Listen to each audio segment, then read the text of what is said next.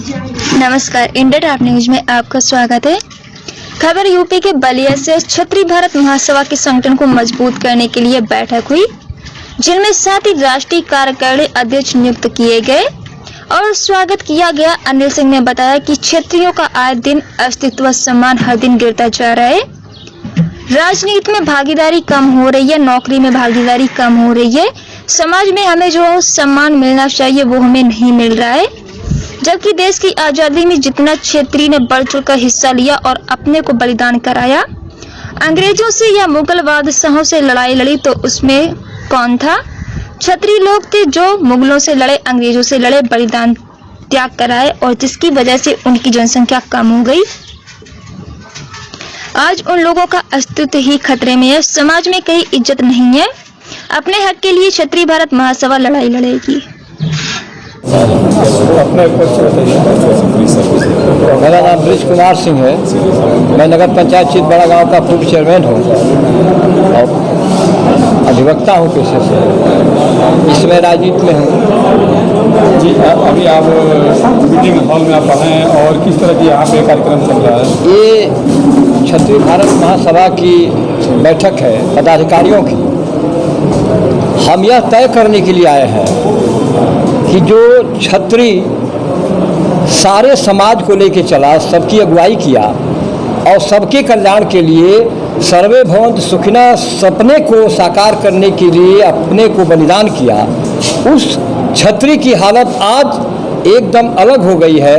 और जो सबसे आगे चढ़ बढ़ के बलिदान किया है, उसके बलिदानों को नकार करके और अवसरवादी लोग झुंड बना करके संख्या बल के आधार पर उसकी धौंस दिखा करके समाज से विलय करके क्षत्रियों को नीचे गिरा रहे हैं। क्षत्रियों को नीचे न गिराया जाए, क्षत्रियों को उनका हक मिले, इसके लिए यह संगठन काम कर रहा है, प्रयासरत है। आप अपने हक के लिए किस तरह की लड़ाई लड़ेंगे और क्या आपके मांगे होंगी सरकार से? हमने पूरे मानव समाज के लिए लड़ाई लड़ने का मुद्दा रखा है। पूरे समाज को हमने संरक्षण दिया है, यहाँ तक कि हमने राज्य को भी ठोकर मारा है, हमने अपने परिवार को ठोकर मारा है जन कल्याण के लिए। हम आज यह चाहते हैं कि जो अस्मिता है क्षत्रियों की, जिस पर घने कोहरे मंडरा रहे हैं, घने बादल मंडरा रहे हैं और इसमें सरकार भी कुछ नहीं कर पा रही है, सरकार भी उपेक्षा की दृष्टि से हमें देख रही है। हम यह संघर्ष तब तक जारी रखेंगे जब तक क्षत्रियों को उनका मुकम्मल हक नहीं मिल जाता है, क्षत्रियों के बलिदान को अनुमोदित नहीं किया जाता है। रजनीकांत जी, क्षत्रिय भारत महासभा जो है आज इसकी बैठक है, इस बैठक में क्या संदेश? इस बैठक के माध्यम से हम ये संदेश देना चाहते हैं कि अब हमारा समाज भी एकजुट हो करके और इस समाज को आगे बढ़ाने के लिए सभी वर्गों को जोड़ करके और समाज को आगे बढ़ाने का कार्य करें। मौजूदा वक्त में क्षत्रिय समाज की सबसे बड़ी समस्या क्या है और क्या सरकार आपकी समस्याओं को सुन रही है, और अगर नहीं सुन रही है तो सब आपका क्षत्रिय महासभा क्या? मौजूदा समय में क्षत्रियों की सबसे बड़ी समस्या है या सवर्णों की सबसे बड़ी समस्या है कि जो हमें गरीब हैं, जो नीचे तबके में हैं, उनके पास बहुत ही जीविका से लेकर के खाने पीने तक की समस्याएं हैं और उसके लिए कोई भी सरकार अभी तक कोई कदम नहीं उठा रही है। इसके लिए हम सरकार से सवर्ण आयोग की मांग कर रहे हैं और हमारा ये पूरा विश्वास है कि सरकार उसको जरूर मानेगी और हम सवर्ण आयोग गठित करा के ही दम लेंगे। वर्तमान समय में बहुत अच्छा मुद्दा चल रहा है धर्म परिवर्तन। आप इसको रोकने के लिए आप लोग क्या कुछ करेंगे? देखिए, जब हमारा समाज खुद में सशक्त होगा और हमारे यहाँ से जब भी सारे लोग सशक्त होंगे तो धर्म परिवर्तन अपने आप रुक जाएगा, क्योंकि जहाँ भी देखा गया धर्म परिवर्तन, वहाँ निश्चित रूप से दबे कुचले लोग होते हैं, उनके पास जीविका की समस्या होती है, रोजगार की समस्या होती है। ऐसे लोगों के झूठ बोल करके, बरगला करके, उनको सब्जबाग दिखा करके उनको पहले परिवर्तित कर दिया जाता है, फिर उसके बाद वो लेबर का काम कर रहे हैं, जैसा कि आप लोगों की न्यूज़ में ही दिखाया जा रहा है। तो हम ये चाहते हैं कि वो सारे लोग जब सशक्त हो जाएंगे और निचले पायदान तक समाज का सारा विकास पहुंचेगा, उस समय जो है ये धर्म परिवर्तन अपने आप रुक जाएगा। मेरा नाम अनिल कुमार सिंह है और मैं रिटायर्ड इंस्पेक्टर हूँ। वर्तमान में क्षत्रिय भारत महासभा का राष्ट्रीय कार्यकारिणी का अध्यक्ष हूँ। आज किस तरीके का आप लोग का मतदान है? आज दो तरह की बैठक है। पहला कार्यक्रम तो ये है कि क्षत्रिय भारत महासभा के हमारे राष्ट्रीय अध्यक्ष जी ने हमारे कार्यकुशलता को देखते हुए राष्ट्रीय कार्यकारी अध्यक्ष नियुक्त किया है, उसका सम्मान समारोह है। और एक हमारे हर महीने संगठन की बैठक होती है और संगठन में हम देखते हैं कि हमारे संगठन में क्या कमी रह गई, क्या और अच्छाई होना चाहिए, संगठन का विस्तार कैसे हो, उस पर चर्चा करने के लिए भी ये बैठक बुलाया गया है। तो आपको क्या लगता है जो क्षत्रिय समाज है भारतवर्ष में, उसकी क्या स्थिति है और आपका जो ग्रुप है, संस्थान है, वो किस तरीके से मदद करता है? समाज में क्षत्रियों का आए दिन अस्तित्व और स्तर हर जगह से गिर रहा है।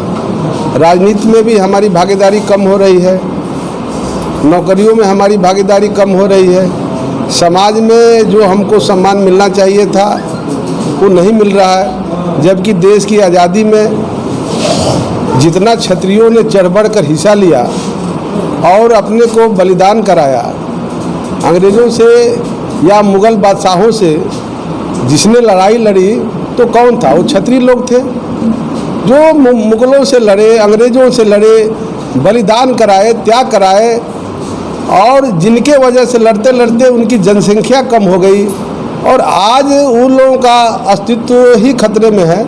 समाज में कहीं इज्जत नहीं है। आज राजनीतिक पार्टियां मैंने कभी नहीं देखता हूँ। ये गिरावट क्यों आई? गिरावट होने के कारण यह है कि एक तो समाज में नैतिकता की कमी है और लोग स्वार्थी हो गए हैं। दूसरी सबसे बड़ी बात है कि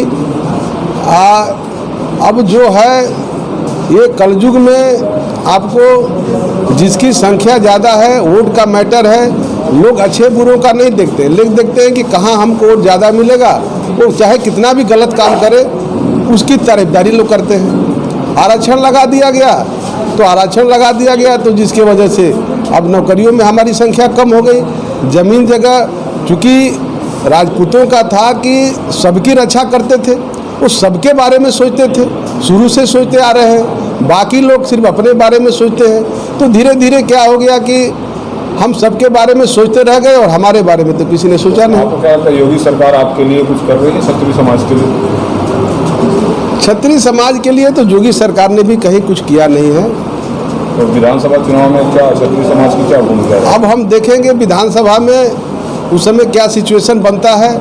हम अपने संगठन के लोगों के साथ बैठक करेंगे और जो सरकार वादा करेगी, हमारी मांग पूरी करेगी। अभी हम जल्दी ही जो है स्वर्ण आयोग के लिए मुख्यमंत्री को डीएम के माध्यम से ज्ञापन देंगे और देखते हैं कि सरकार क्या उस पर अमल करती है। अगर वो भरोसा दिलाती है कि जब अल्पसंख्यक आयोग है, पिछड़ा आयोग है, अनुसूचित जाति का आयोग है, तो स्वर्णों में, राजपूतों में, ब्राह्मणों में कितने गरीब लोग हैं। बहुत राजपूत आज के समय में है और ब्राह्मण है जिनके पास एक कट्ठा जमीन नहीं है, नौकरी नहीं है, कुछ नहीं है, रोजगार नहीं है। तो उनके लिए कोई कानून नहीं है। उनके साथ उत्पीड़न होता है तो कोई बोलने वाला नहीं है। अगर अल्पसंख्यक के साथ कोई कहीं हो गया उत्पीड़न या उत्पीड़न नहीं भी हुआ, अल्पसंख्यक ही दूसरे के साथ करे तो अल्पसंख्यक आयोग खड़ा हो जाता है, पिछड़े आयोग खड़ा हो जाता है, अनुसूचित आयोग खड़ा हो जाता है। लेकिन प्रत्याशी को उतार सकते हैं क्या विधानसभा चुनाव में? आपको अपना प्रत्याशी नहीं, अभी हम प्रत्याशी खड़ा नहीं करेंगे। हमारी जो मांग पूरी करेगा या हमको जो हमारा विचार और स्वभाव और हमको जो समर्थन करेगा तो हम उस पर विचार करेंगे। ठीक ठीक।